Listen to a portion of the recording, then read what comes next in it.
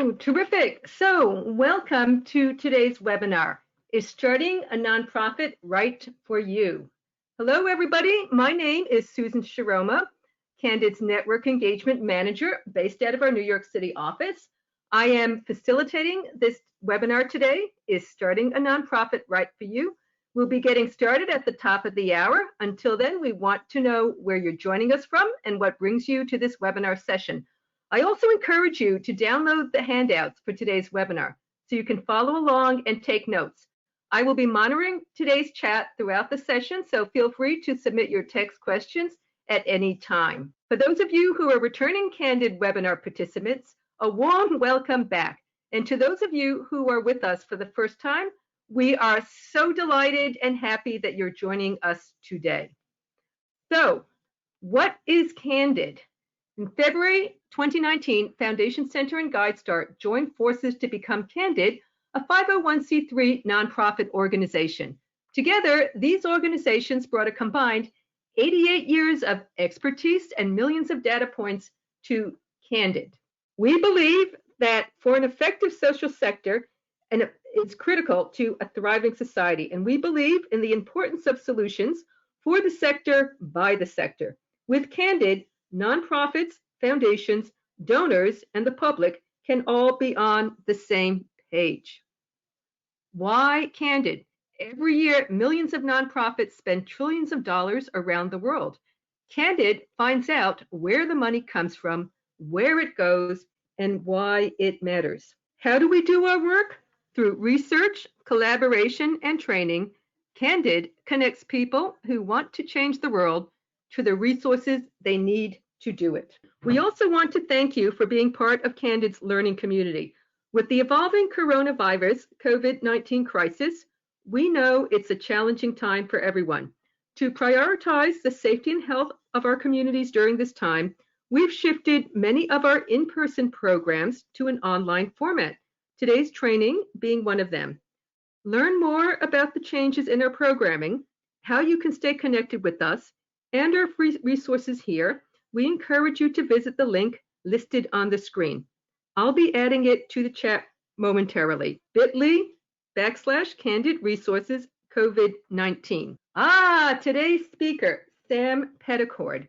Before I turn the program over to my colleague, Samantha Petticord, I'd like to introduce her to you. You are in very good hands this afternoon.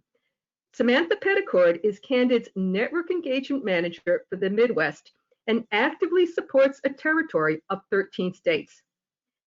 Sam joined Candid after operating a consulting group that worked with a variety of clients, including universities, private and nonprofit organizations, and the city of Cleveland.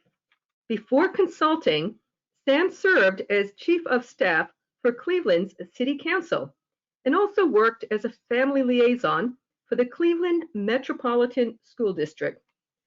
Sam is an involved community member, active in politics and advocacy.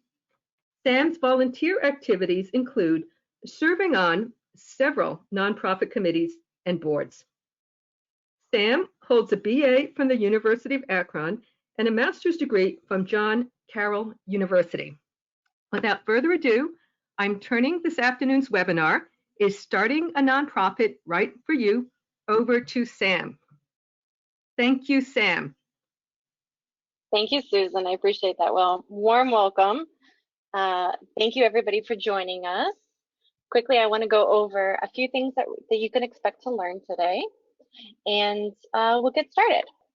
But upon our time together today, first, I'm going to go through the steps involved in starting a nonprofit, and then I'm going to provide you with some guidance and help you assess the alternatives to starting a nonprofit.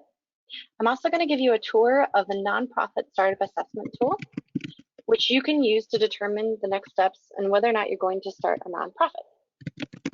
And finally, I'm going to direct you to additional resources that can help you along the way of your startup journey. These will actually include a new tool that I mentioned a moment ago called the Nonprofit Startup Assessment Tool. It's been online since about a year now on grantspace.org, and it's our online survey tool that will help you discover where you are and how you can begin your successful journey as a nonprofit. And so I'm going to, actually, before we get started with today's session, let's first kick it off with a poll, just because usually I'd like to do this class in person, and I'd like to learn a little bit about each of you. The question was, how are you currently involved in the nonprofit world as is? And so we have 33% of you are sharing that you work in a nonprofit, which is a great start, a great way to begin working to share and to support a community. 30% of you volunteer for a nonprofit, and 27% of you have other involvement or none at all. Hold for one moment. I'm going to go ahead and there we go. Had a little bit of feedback. So, and then we have 5% of you serve on a board, and 5% of you look like you donate. Okay, well, that's helpful to get us started. And so thank you for sharing that with me, so I can kind of steer today's conversation. Okay, so first we're going to start off quite easy. We're going to start off with a definition of what a nonprofit is. And so according to the IRS, they have a legal definition of a nonprofit. And more specifically, we're going to describe today, and for today's purposes, we're going to use the legal definition of a public charity from the IRS code section 501c3.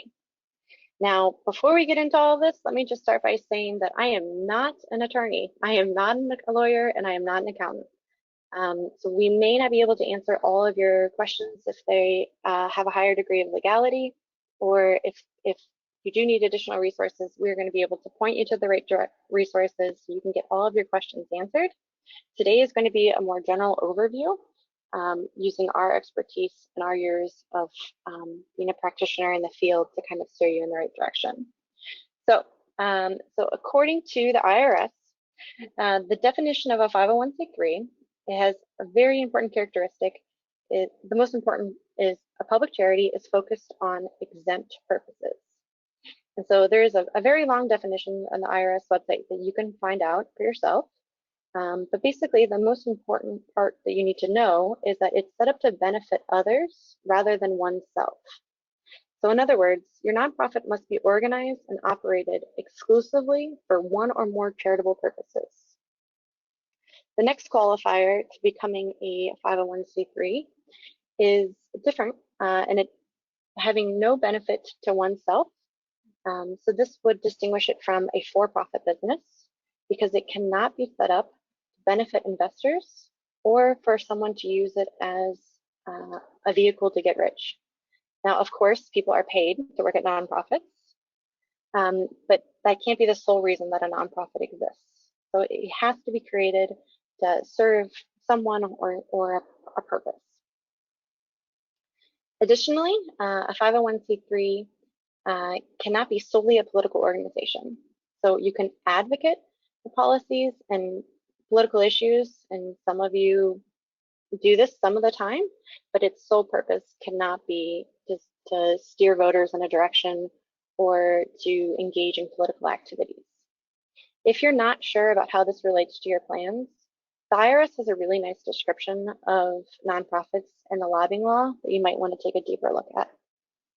Okay, so next we're going to talk a little bit about, and we're going to go into all of these, but getting ways to set up your 501c3. So speaking of the IRS, here is a one-side detail on the legal elements of starting a nonprofit. You may have already gotten to this part, but if you haven't, let's start here. And let's give you some basic guidance. So these are the most important steps in the beginning of starting a nonprofit.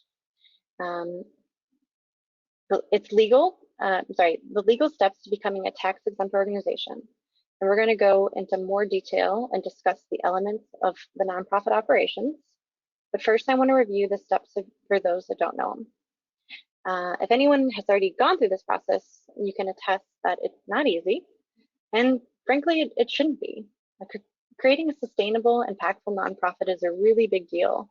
And that's what we're hoping to show you today is it's all the steps and thought and work that goes into creating a nonprofit and how you can set one up successfully. And that way that you don't just have a legal entity that isn't designed to do impact and to be sustainable in the long run. So when we talk about these legal steps in this class, we can always recommend that you don't do any of these alone. You are welcome to go through this process alone. But there are many resources out there to help you get the legal structure correct and to help you file and to help you get set up, so you have, assistance in creating this legal entity and you're not on your own. A really good resource that I'd like to recommend is that on our website, if you go to grantspace.org, under resources, under nonprofit startup, those are two tabs at the very top. There's a tab there, and you'll see that it outlines technical assistance and legal resources, and it's broken out by state. So you can find state-specific resources. It can also lead you to pro bono services. A lot of times the local bar association will offer free pro bono services. Sometimes they're sector specific, like you'll see, for example, I live in Cleveland and the Cleveland Metropolitan Bar has a pro bono service for arts organizations. Other times you'll see health pro bono. It all depends on how it's structured in your area. But if you don't want to do this all yourself, you don't have to. If you do, please follow all the instructions. It's a lengthy process and I want to make sure you're set up for success. But the good news is that the IRS website, specifically the charities and nonprofit section of their website, has a really helpful guide, and it's called the life cycle of a charity. It's going to list all the forms that you need to start. It's going to take you step by step. And thankfully, it's gotten a lot more user-friendly over the years. And so I would say that's a good place to start. There's also several publishers that produce guides, and you can find an up-to-date guide through any source really online. One of the most famous ones is called NOLO, but we also have links on our website to ebooks where you can link to an online ebook or audio book and you can get assistance for free, or contacting your public library, and you can also download those resources for free in most cases. Additionally, most states most states, Secretary of State's website has a startup guide where they'll have step-by-step instructions. And some of the states you can actually download it as a PDF, or some of them you can request a booklet to be mailed or emailed to you. And so that's another really helpful guide. Just make sure that you get an up-to-date version and that you don't find an older version that's floating around on the internet. So you see here on this slide, all these steps are just the very bare bones and the legal definitions of starting a nonprofit. Even if you follow all these directions to the letter, you're only legally a nonprofit. That's step one. What you want to do is you want to be substantially and sustainably a nonprofit. And so you want to create an organization that is going to have impact and that is going to have longevity, and that hopefully grant makers and donors are going to want to invest in. And so I'm going to take you through some additional steps to make sure that you get all those extra components and you're not just creating a legal entity.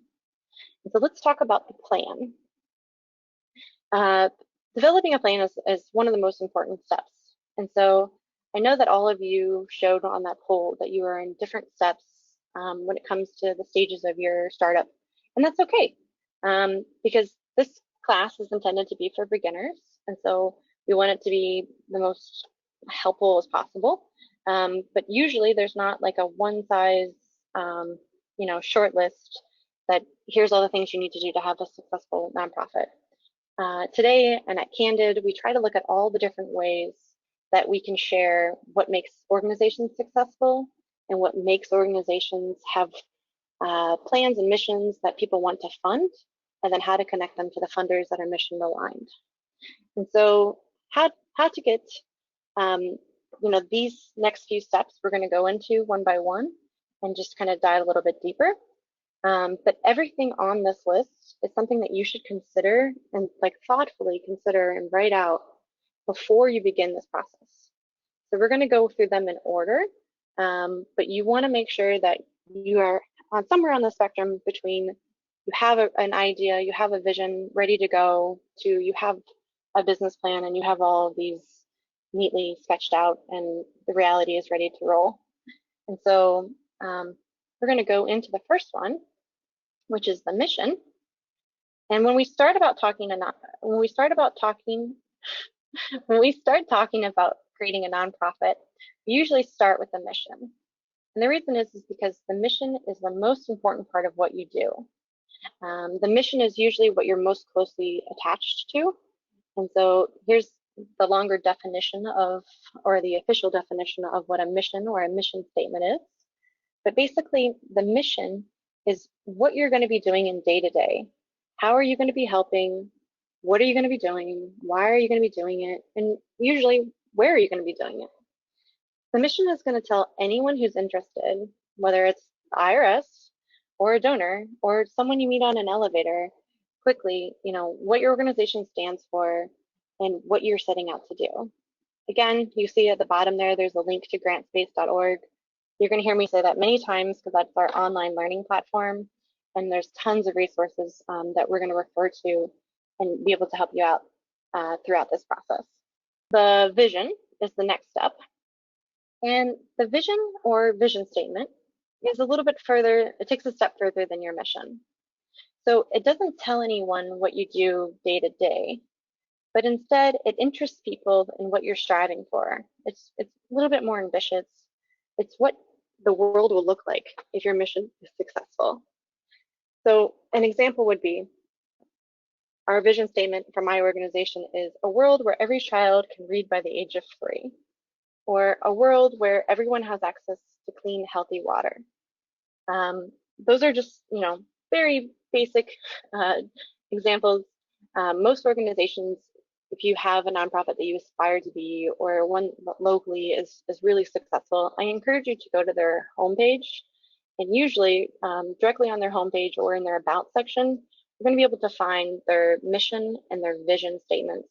And then you can kind of use them as a framework to see whether or not your own idea or your own framework is somewhat aligned.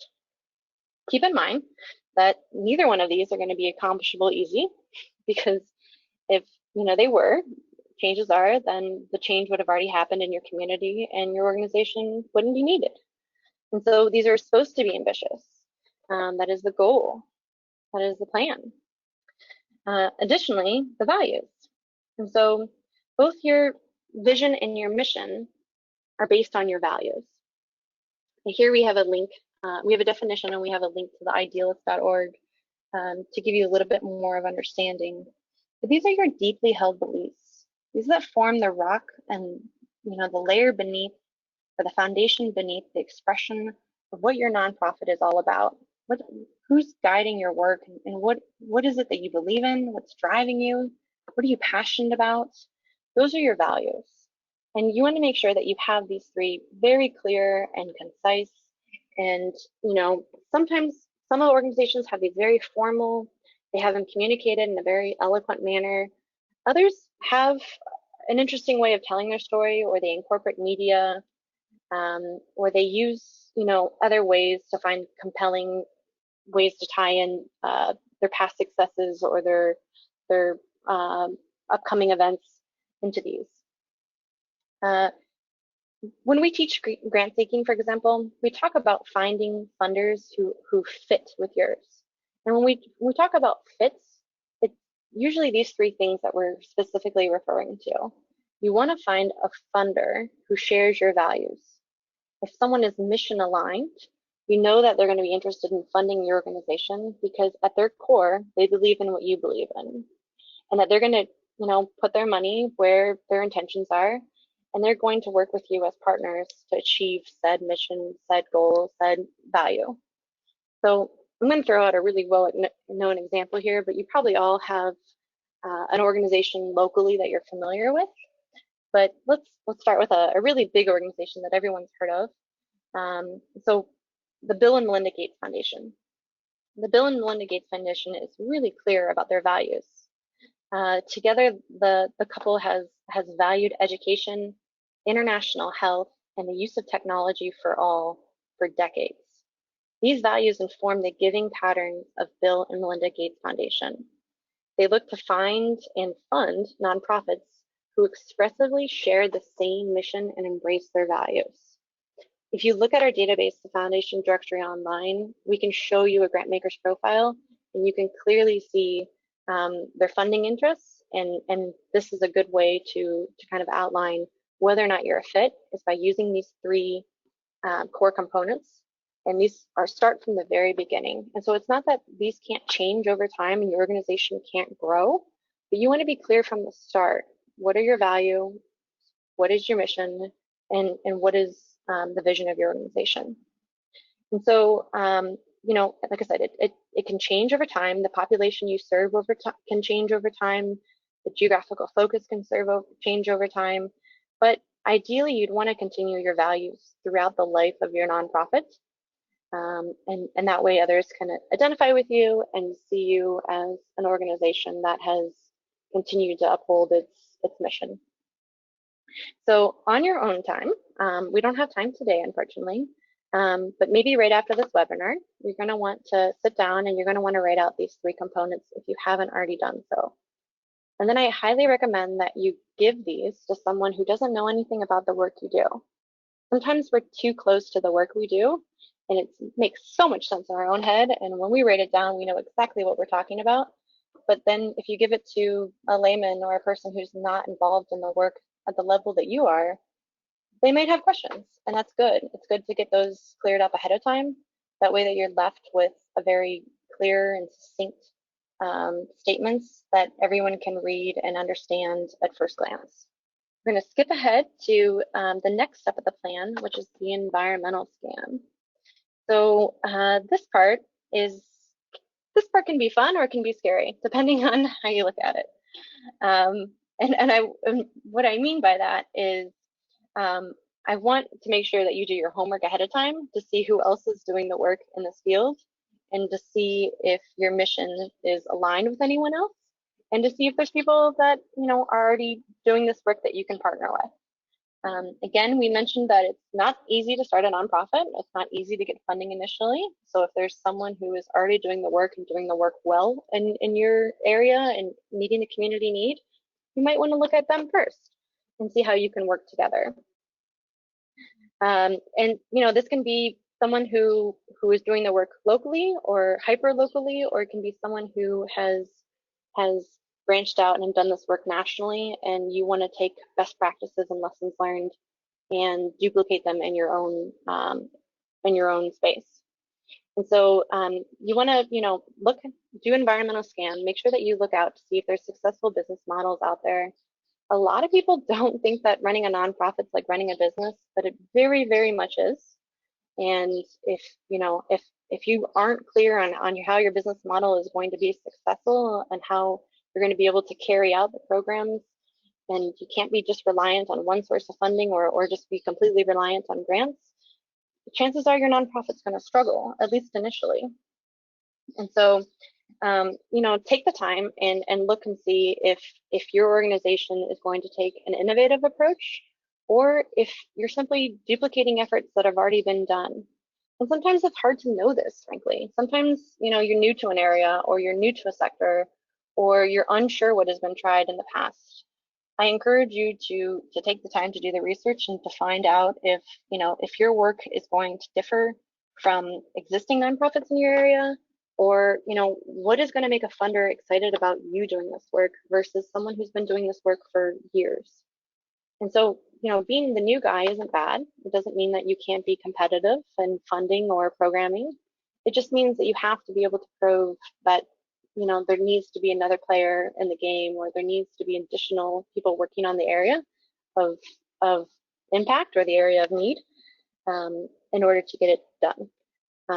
Sometimes you can pose this question as, what would happen if your organization didn't exist and it just continued as status quo? And so there's many ways to find out who is currently doing this work. Google, is an incredible resource. Another one that I'd like to recommend, and I'm a little biased because it's part of Candid, is GuideStar. GuideStar.org is a free database, and you can log on, and for free, you can do an environmental scan. And you can see who's doing charitable work in your area. You can sort by geographical area. You can search by, and that meaning you can search by county, you can search by state, you can search by city, or you can search by sector.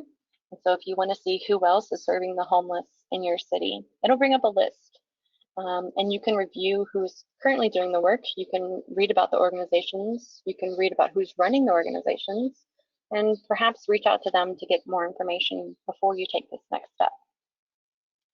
Another option would be 211. And so if you're not comfortable using Google or GuideStar, I encourage you to see if you have 211 in your state, in your area. And you can dial 211 and ask simply, I'm looking for a list of services for after school care in this area, or fill in the blank. And usually they can provide you with a pretty comprehensive list of public services, and then they can steer you to how to get more information or how to get connected with those organizations. And so I can't stress this enough. This is an important step. And it's not one you want to overlook. I know everybody would be their own boss. I know everybody wants to run their own organization. But truth of the matter is there's a lot of really good organizations out there. And so we encourage you to initially do an environmental scan and, to make sure that there is need for an additional organization to take on this work. And, you might find someone who is really interesting and wants to work together, and then you can partner in the first few years and then branch out on your own. So that's a great way to get started.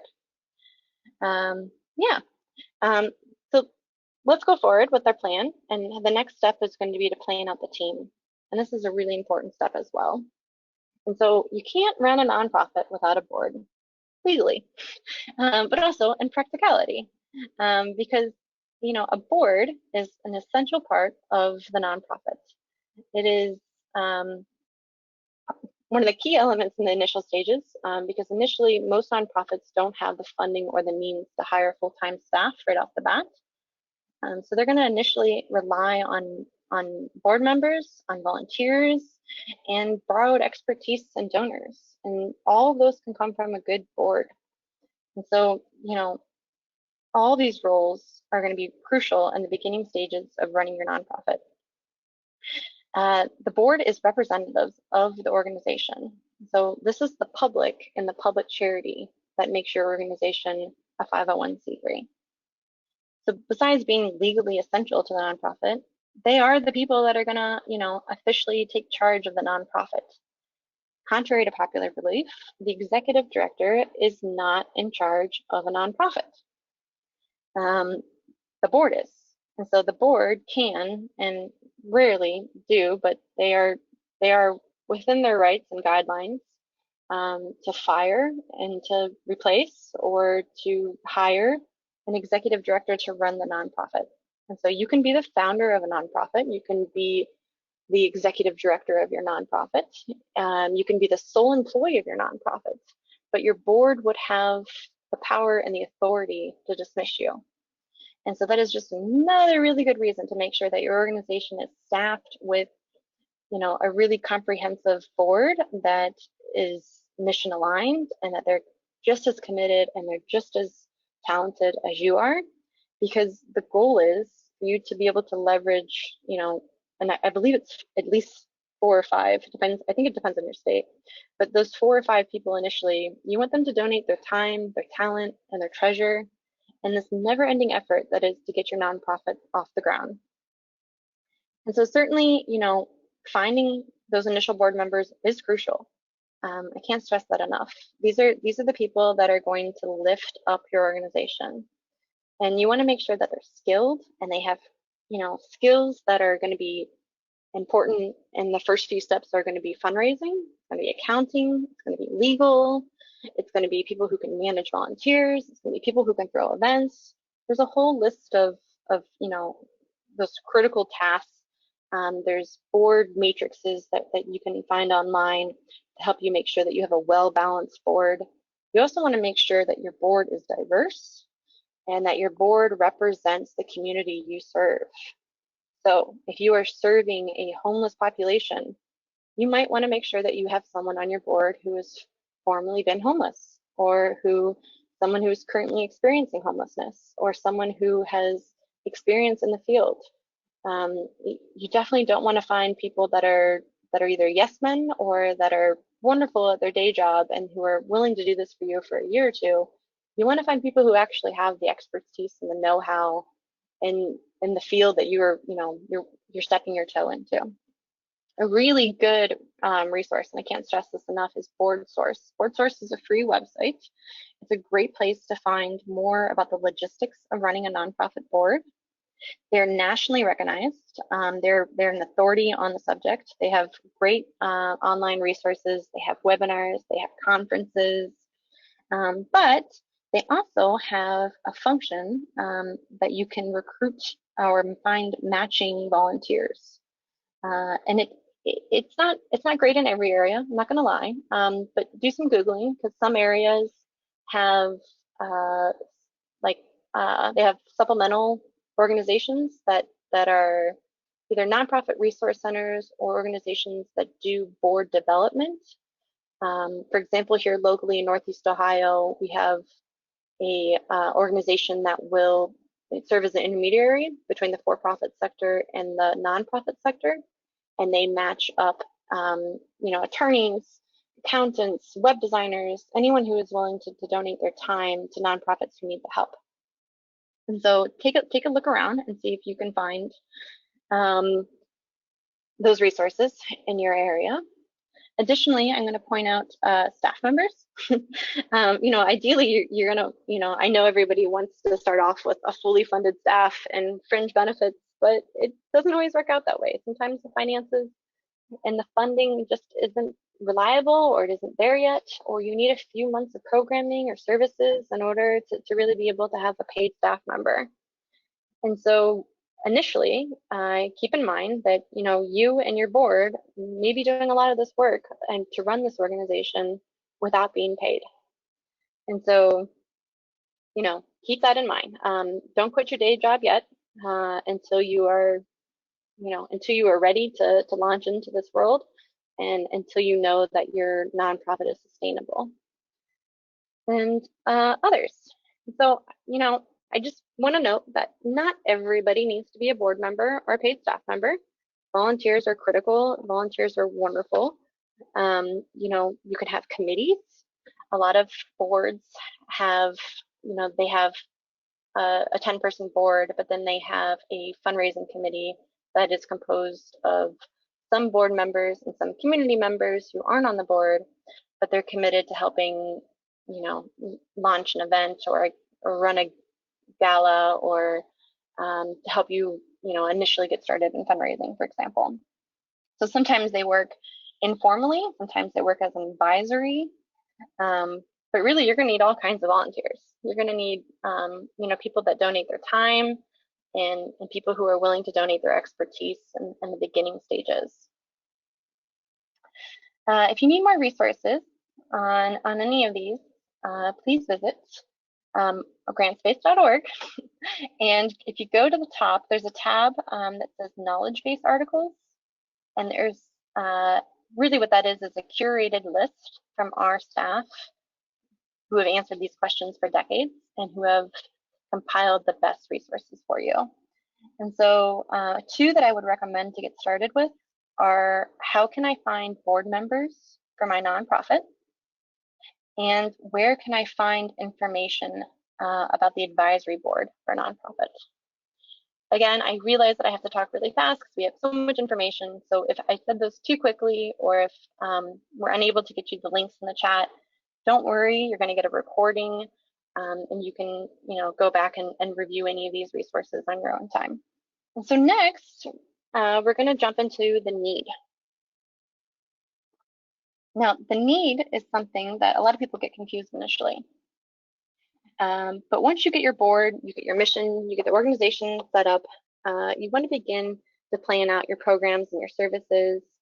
And one of the most important factors that you're going to need to do so is to identify the need. Now, the need isn't your need. It's not, I need a lot of cash so I can be paid to do this work full time because I have what it takes to change this in my community. It's not, I need a bus and I need a driver and gas money in order to transport students. That's not the need. The need is what the community, it's the need of the community that you will be serving. And you have to be able to document it. And so it's not enough to say, even if it's common sense, it's not enough to just say, you know, food insecurity is an issue. You need to be able to document and to prove and to demonstrate that food insecurity is in fact an issue in your community.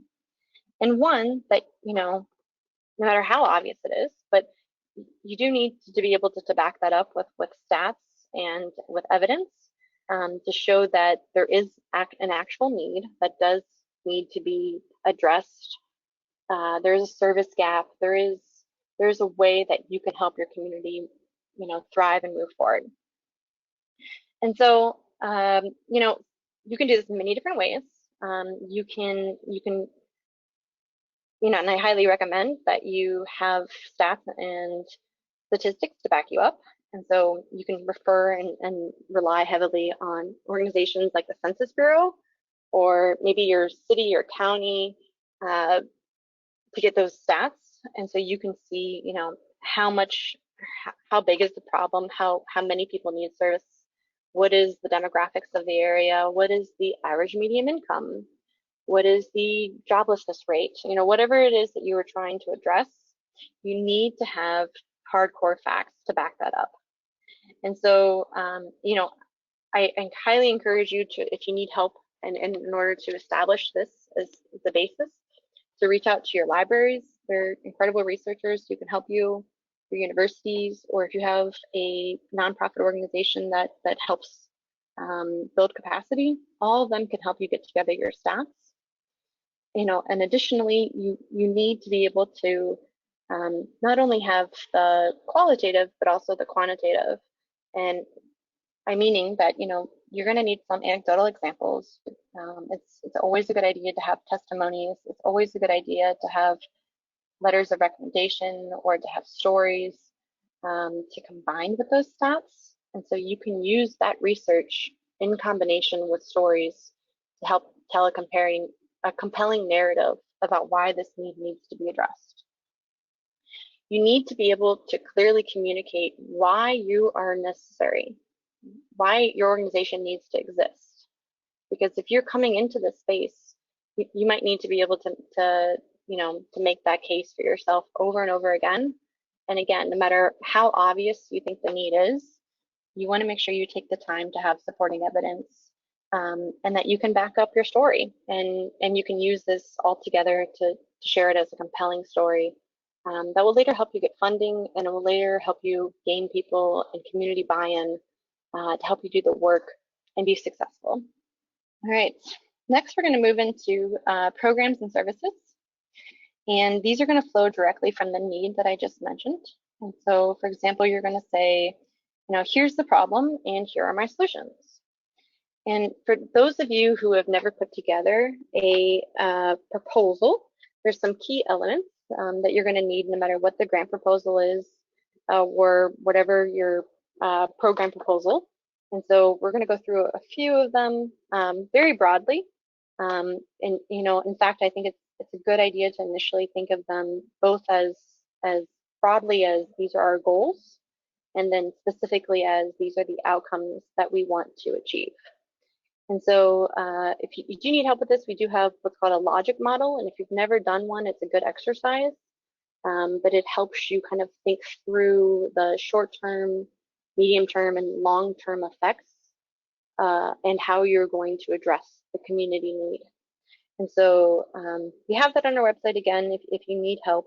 But it basically, the logic behind the logic model is that it helps clearly illustrate that you understand the root issue, you understand how to make immediate impact, you understand how to generate long-term outcomes. And then you can use this over and over with funders, investors. You can use this to show, what your organization is striving for. You can show how you are measuring your success and how you are, how you're measuring your success, and how do you know that you're successful? Have you completely solved the issue that you set out to solve? And how do you know? How do you know when it's time to pack up and say that your work is done here? And then what? Do you transition? Do you pivot? Do you move on to the next need?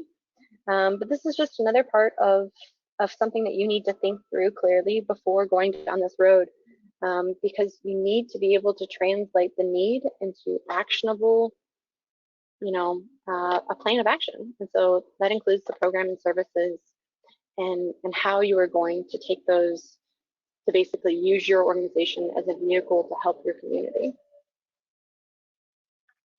All right, I know we probably have questions, so we're getting through. We're almost done, and I'm going to need to speed things up. And so please hold your questions, and you can shoot them to Susan in the chat, but we're going to plow right along.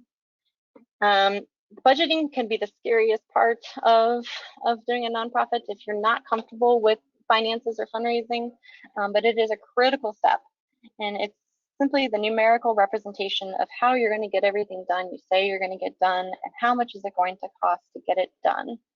The more detail you have, the better, the better that this is. And if you do need assistance with this, we have classes. We have classes called the Introduction to Fundraising Planning. We have a class, Intro to Project Budgets, that you can take for free at your own pace that go into much more detail. We also have online on GrantSpace, we have expense trackers, we have sample proposal budgets, we have all kinds of resources that you can use. But you want to think through, how is your organization going to fund itself? And how are you going to diversify your funding to make sure that in the long term you're able to survive? And so 5 years from now, 10 years from now, is your organization going to be able to continue to deliver services, or hopefully grow and scale? And so most people are going to want to see that, especially in the beginning stages, because you might be able to get volunteers without having a convincing finance or fundraising strategy, but it's certainly harder to get fundraisers and grant makers to believe in your organization without a concrete plan as far as financial management. And so again, if you are unsure on how to handle this stage of the process, if you're unsure what are the fundraising laws in your state, or how to handle checks properly, and how to be a steward of public funds, we have lots of resources for those. And so like I said, check it out. Most states also have a online website that you can go to, that you can link to your nonprofit resources. It's called the Council of Nonprofits.org, and they have lots of resources, especially around administrative stuff such as the finance part that is state specific. And so you can always go there to get assistance. All right, next up we have marketing. And marketing and outreach is really crucial because if you don't have any participants, if you don't have any volunteers, if you don't have a way to serve your community, it's kind of a moot point. So, how are you going to effectively communicate what your organization does and get the word out? And so, for example, if you're serving a community of teenagers and you want to reach kids under 18, you got to figure out, how are kids under 18 getting their information? Only half of them, or maybe even less, use Facebook. So, what percentage of them are on Twitter, or how many of them get their information on a daily basis? Because it's not reading the newspaper usually. But how are you going to connect with them? If it's senior citizens, where do they get their information? How do people in your community determine who is trustworthy? How will you continually inform them about the work that your organization is doing? And so, your organization cannot exist in a vacuum. It cannot. You want people to know all of the work that you're doing, all the good that you're doing, the people you're helping. You need to have a way to get that information out. And also, it helps people see that you're doing what you said you were doing, and that your organization is effectively operating.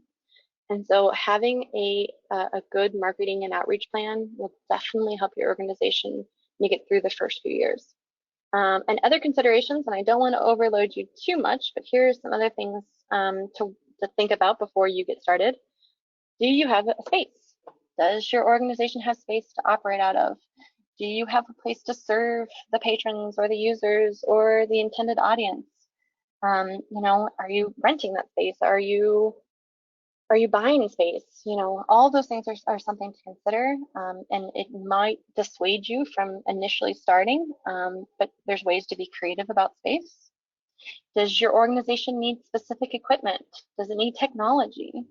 Are you able to do, what you need to do with what you have? Or is your first steps getting these things donated or getting the technology funded so you can just begin operations? Additionally, some organizations, depending on what your intention of your organization is, might need insurance. If you are working with children, or if you need to have your volunteers have background checks, or if you want to make sure that you have legal liability and financial liabilities covered. There are different forms of insurance. I assume that your state association of nonprofits knows and could kind of guide you in this direction. But keep that in consideration, and that's something else to ask an attorney or a lawyer, whether or not you do need insurance. Additionally, you want to think about human resources. So you're going to have to, unfortunately, when you create your own nonprofit, there's not anyone to kick these administrative duties to.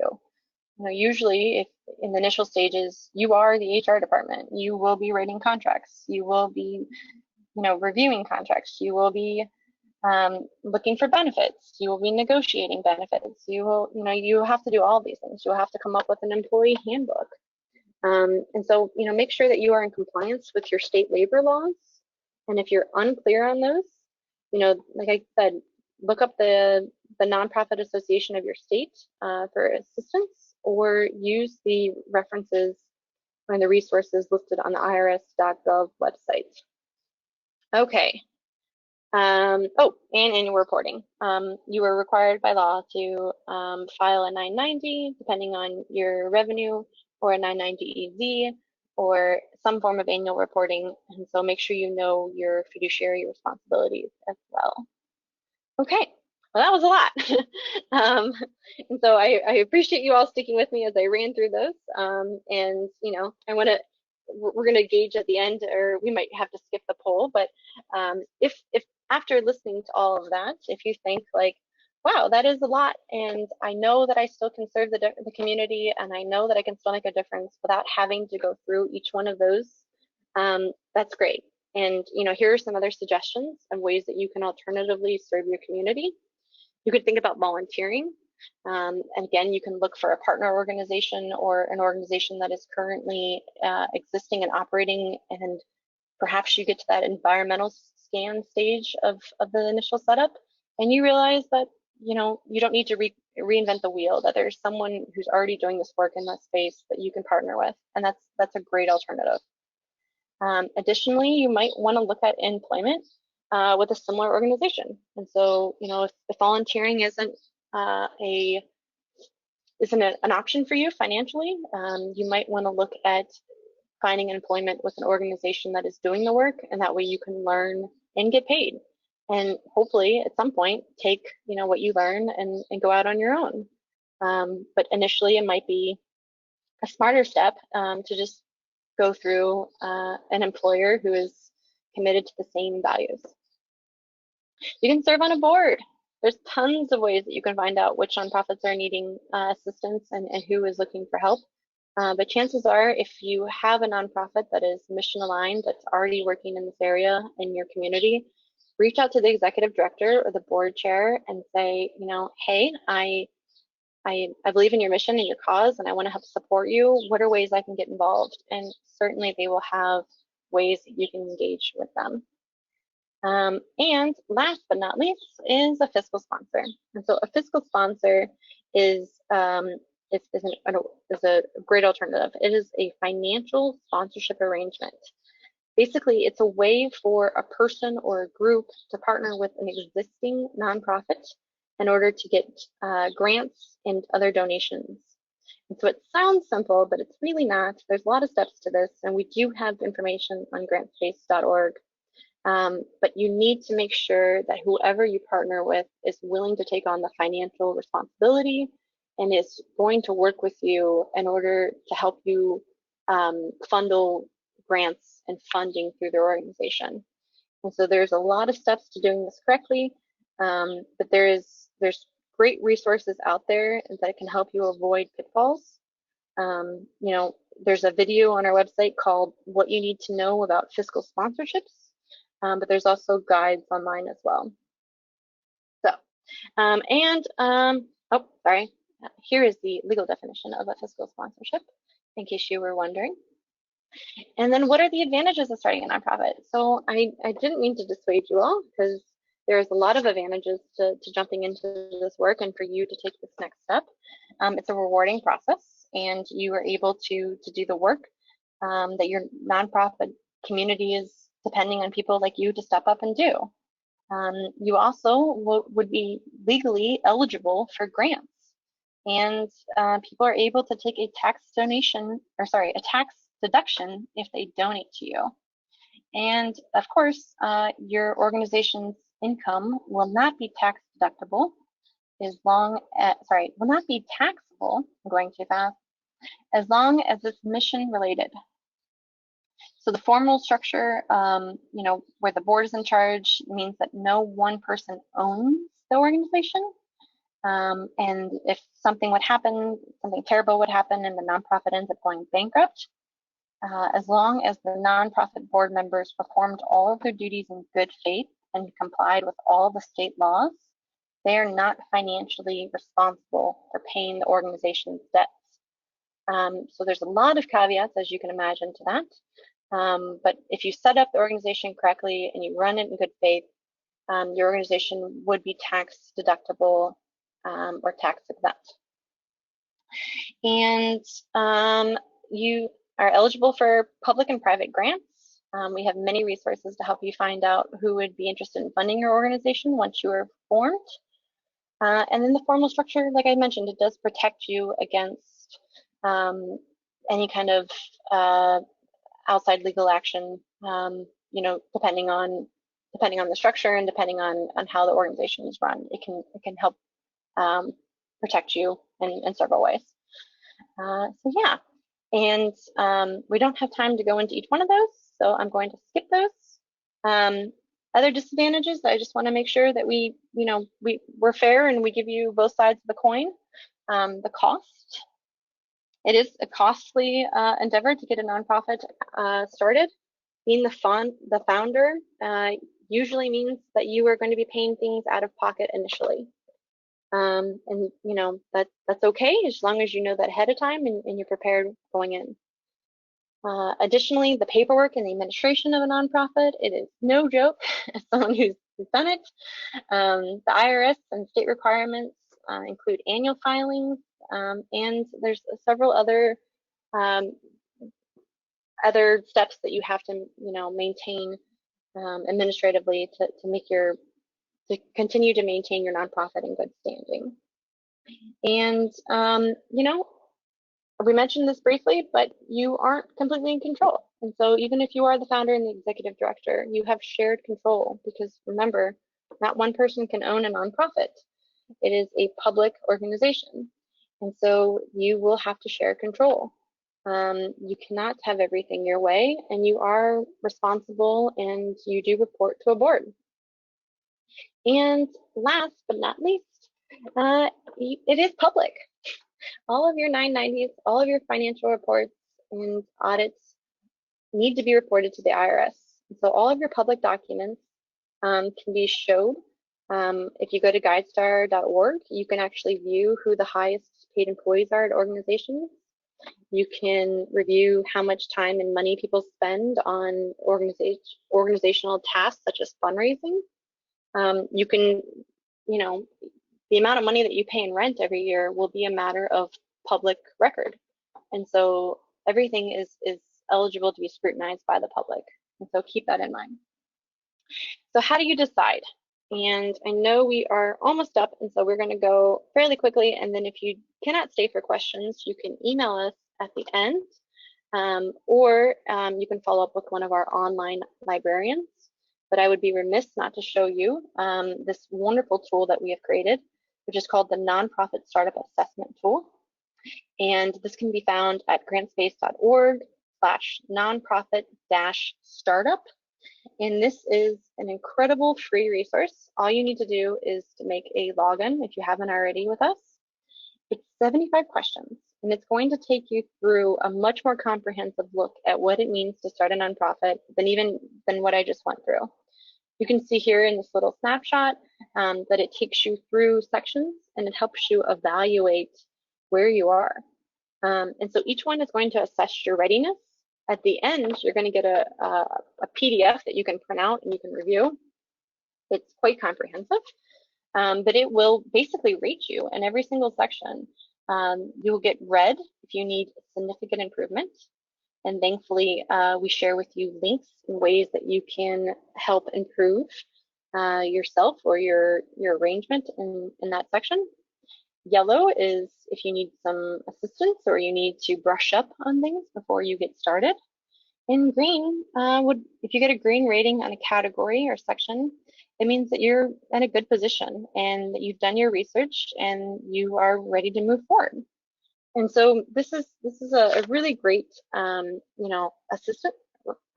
really great step I think that you should take to make sure that you are on the right track and to kind of help you consider things that you might not have previously considered in this process.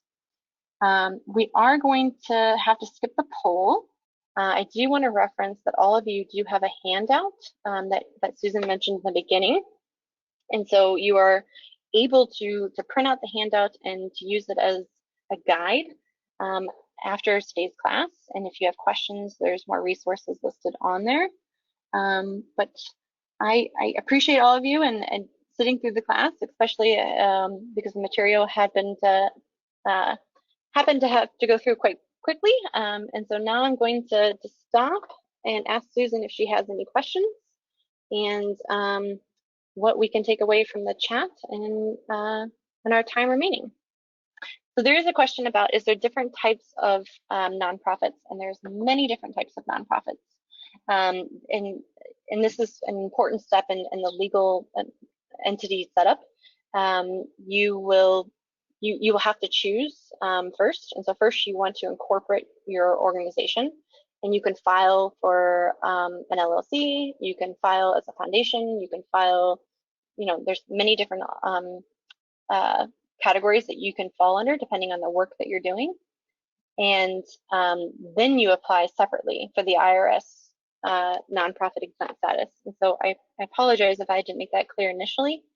But yes, there's many different options as far as legal incorporation.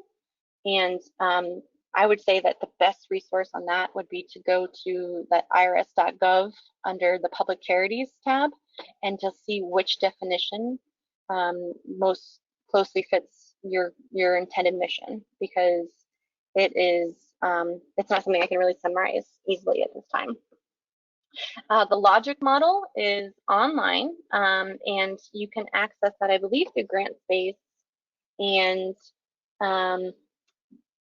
many grant makers actually provide you with an outline of a logic model. And so if there is a major community foundation or grant maker in your organization or someone who is already funding this work, you might want to check with them first, because they might have a specific logic model that you could initially use, and that way you don't have to kind of reinvent it when you apply for funding. But some funders are very, they have strict instructions, and they have a PDF that you have to fill out online, or they have a certain format. And so I would say first look and see if you find one that you're comfortable using on our website, and if not, reach out to either your local funder, or if there's a nonprofit resource center in your area that can provide you with a standard one. But I believe the one on our website is pretty general, but it is a helpful tool when you're initially getting started. And last but not least, I have a question in here about, is it possible to meet with representatives from Candid? And so right now we're in a difficult time for one-on-one meetings. As you all know, our organizations are currently closed to the public, but you can reach out for assistance virtually. If you go to that grant space website, at the bottom there's a little Ask Us chat bot where you can email, and you're going to get you're going to get connected to an online librarian who is well trained and who is able to answer all of your questions. They know much more than I do, and they will be able to help you kind of sort through where to find the resources that you need to answer your questions. If you are able, I would also say look at it's candid.org/find-us, and I can throw that in the chat here real quick, and that will take you to a interactive map where, sorry, I think I just sent that only to Susan. I will definitely add it to the list of websites. Okay, yeah, this will take you to an interactive map where you can put in your zip code, and you can find what is called a Funding Information Network partner, which is an affiliate or a partner organization of Candid. And a lot of these have been affected by the closures of COVID-19, but a lot of them also offer virtual services where they can meet with you, or they can have online appointments. But it would help you kind of connect to local resources in your community. And so if you do live in an area that's within driving range of one of these organizations, I highly recommend that you go in when it's safe to do so, and you can get in-person assistance. But if not, you can reach out to them and get virtual assistance, or you can use our online librarian to get virtual assistance in the meantime as well. Anything else, Susan, that you would like to add before we close up today's workshop? On behalf of Candid, thank you so much for taking this class. Oh, sorry, I did skip that. We are grateful that you have spent the afternoon with us, and we hope to see you this summer at future webinars. All right. Thank you, Susan, for helping us end on a good note. I didn't go back to the website, the PowerPoint. Thank you, everybody, so much. Thank you for joining us. On your screen is a way that you can stay connected to us. Our handle is at the bottom right-hand corner. And so if you do have additional questions later on, feel free to tweet them or to reach out to us on any of the social medias. And join our newsletter if you want to stay up to date on online programming and resources.